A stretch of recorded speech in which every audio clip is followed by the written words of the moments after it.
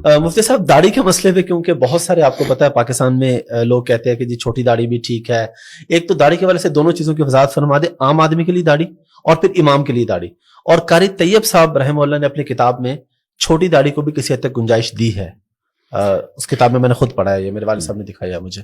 دیکھیں کوئی گنجائش نہیں ہے چھوٹی داڑھی, یوں کہیں کہ بالکل حلق کرنا بالکل موننے سے بہتر ہے کہ چھوٹی داڑھی رکھ لے, اس حوالے سے تو فرق کہیں گے. لیکن جو حدیث میں آرڈر ہے, حکم آیا ہے, وہ اعفاء اللحیٰ کا ہے. کسی بھی کوئی ایک حدیث بھی ایسی نہیں ہے جس میں داڑھی رکھنے کا حکم ہو. ٹھیک ہے, ہر حدیث میں اعفاء.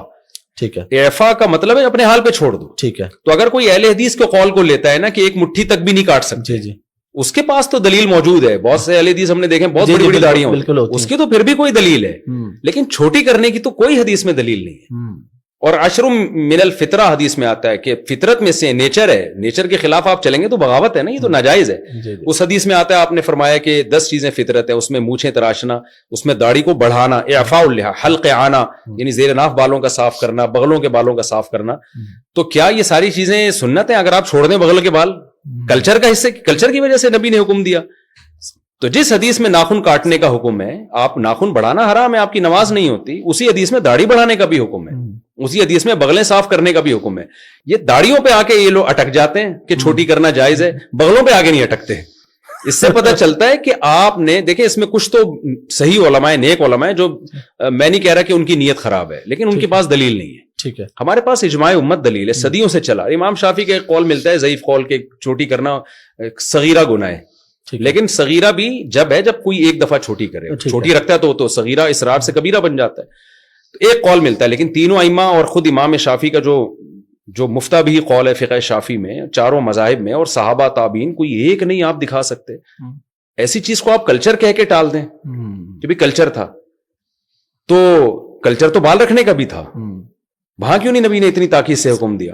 اچھا, بعض لوگ یہ کہتے ہیں کہ حدیث میں آتا ہے خالف الیہود والنصارى, یہود و نصارہ کی مخالفت کو داڑھی رکھو. تو اس پہ بھی بعض لوگ کہتے ہیں یہ یہودی و نصارہ کی مشابہت کی وجہ سے اب تو بہت سے یہودی بھی داڑھی رکھتے ہیں. یہ بات بھی غلط ہے. نبی نے جو بتایا نا یہودی و نصارہ کی مخالفت کرو, حدیث کا یہ قطعاً مطلب نہیں ہے کہ یہودی رکھنا شروع کر دیں تو تم کٹانا شروع کر دو. مطلب یہ کہ بری چیز ہے جو یہود و نصارہ کرتے ہیں, تم نے برائی میں ان کی مخالفت کرنی ہے, اچھائی کو پروموٹ کرنا ہے, اعفاء اللحیٰ پہ عمل کرنا ہے. اور ویسے بھی آج کل بھی زیادہ تر یہودی اور عیسائی رکھتے نہیں ہیں, بہت کم, چند مذہبی قسم کے لوگ رکھتے ہیں. میں نے الحمدللہ پرانی آسمانی کتابوں کا بھی طلب علمی کے دور میں مطالعہ کیا ہے. تورات میں ابھی بھی یہ لکھا ہوا ہے کہ اللہ نے کوہ طور پہ موسیٰ کو بلا کے کہا کہ اپنی قوم کو کہہ دیں کہ داڑیاں بڑھائے. آج تک یہودی اس پر عمل کر رہے ہیں. میں لوگوں سے کہتا ہوں ہمارے لبرل مذہبی اسکالر زمانے سے متاثر ہو گئے, یہودیوں کے اسکالر متاثر نہیں ہوئے, انہوں نے داڑھی نہیں چھوڑی اب تک, اور ہمیں پتہ نہیں کیا مسئلہ ہے. تو بھائی آپ نہ رکھیں, آپ کہیں میں گناہگار ہوں, میں پیغمبر کے آرڈر پہ عمل نہیں کر رہا, آپ شریعت کے حکم کو چینج کیوں کر رہے ہیں؟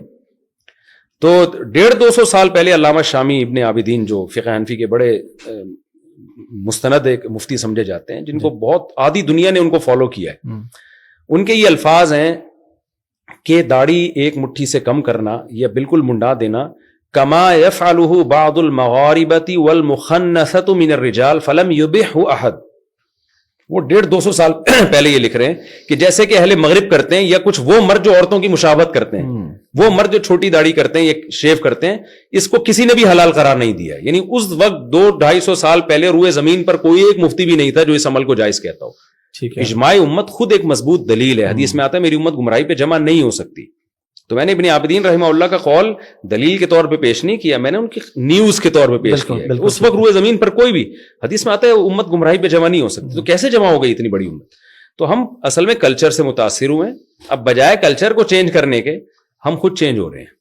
تو اسلام کو بھائی چھوڑ دو, آپ نے نہیں رکھنی آپ نہ رکھیں, اسلام کو نہ. بہت سارے کام وہ بھی تو آپ نہیں کر رہے نا اسلام. نماز تو فرض ہے, وہ تو ارکان کا نام ہے, وہ تو اب اگر کوئی امام, یعنی اگر چھوٹی داڑھی والا, ہاں اب رہا مسئلہ امام کا, نماز تو ہر فاسق کے پیچھے بھی ہو جاتی ہے, لیکن یہ کہ امام ظاہر ہے ایسا ہونا چاہیے نا جو شریعت کو خود تو فالو کرتا ہو نا.